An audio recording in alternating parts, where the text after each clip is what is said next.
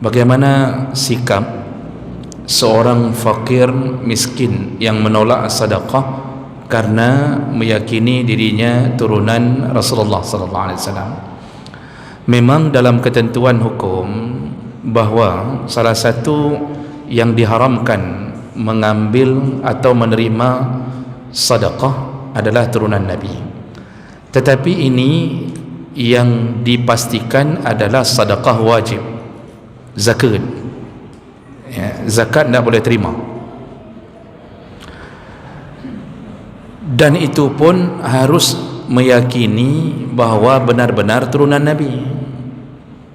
Karena menyoyak pegah-pegah turunan Nabi dumsa juga Pak Jina. Gelar-gelar yang ada hari ini itu kadang-kadang apakah benar turunan Nabi itu perlu diselidiki lebih jauh. Karena di dalam kitab-kitab ketika dibahas tentang yang haram menerima zakat disebut turunan Nabi. Turunan Nabi yang mana? Jumhur ulama mengatakan turunan dari Bani Hashim dan Bani Abdul Muttalib. Nah, benarkah kita berada di garis itu?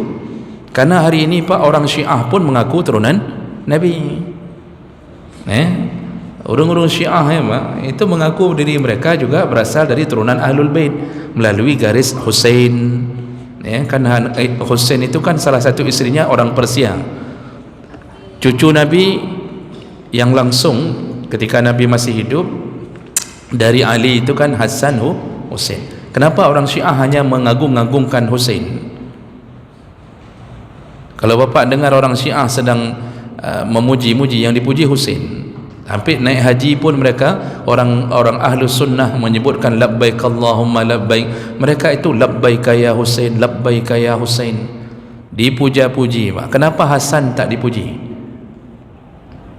Karena Husain mempunyai istri. Dulu orang beristri banyak biasa, meninggal istri lagi, sekarang dia beristri lagi, kemudian ada istri 4 biasa. Hari ini yang dianggap luar biasa. Itu istri Husain salah satunya orang Persia. Lalu mereka merasa bahwa mereka menjadi Ahlul Bait, sehingga mereka membeli gelar diri mereka tentang turunan, masuk dalam kategori turunan Nabi. Jadi itu dulu pastikan bahwa betul-betul turunan Nabi. Yang kedua yang disepakati bahwa tak boleh terima itu zakat. Kalau masalah sedekah sunnah, sedekah di luar zakat, itu khilaf. Sebahagian ulama mengatakan bahawa kalau betul-betul turunan Nabi, selama dia bukan zakat tapi sedekah sunnah, sedekah biasa, itu sebahagian mengatakan boleh mengambilnya. Cuma waktu Nabi hidup, Nabi nak mau terima sedekah, karena Nabi tidak mau dianggap orang yang membutuhkan pada makhluk. Nabi itu kan utusan Allah, yang menanggung hidup semua kejaminannya kan Allah. Tiba-tiba Nabi berharap sedekah, itu memunculkan sebuah image seakan-akan Nabi tidak ada jaminan dari Allah. Maka Nabi nak mau terima sedekah. Tapi kalau betul turunan-turunan berikutnya, kalau fakir miskin, kalau sedekah sunnah masih boleh terima.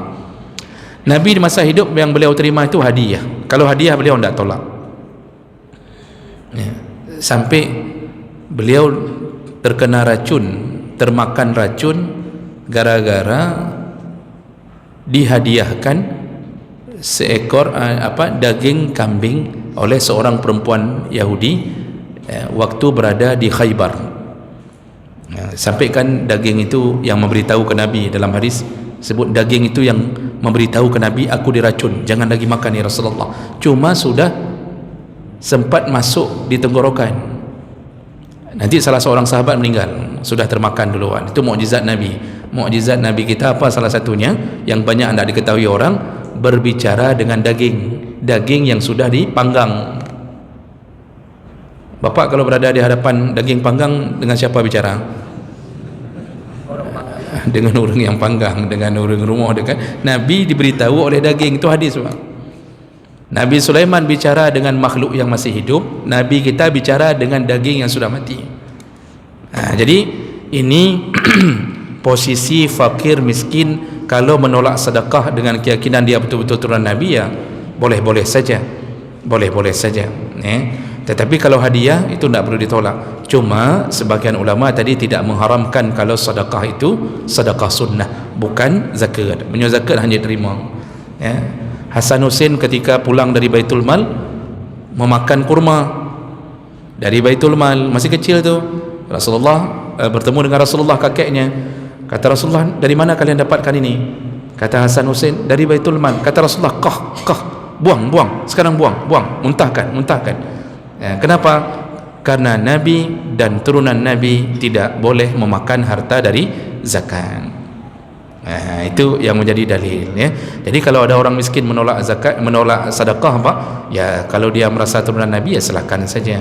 Ya silakan saja. Tapi baik tolak sedekah dari satu orang terima dari 10 orang.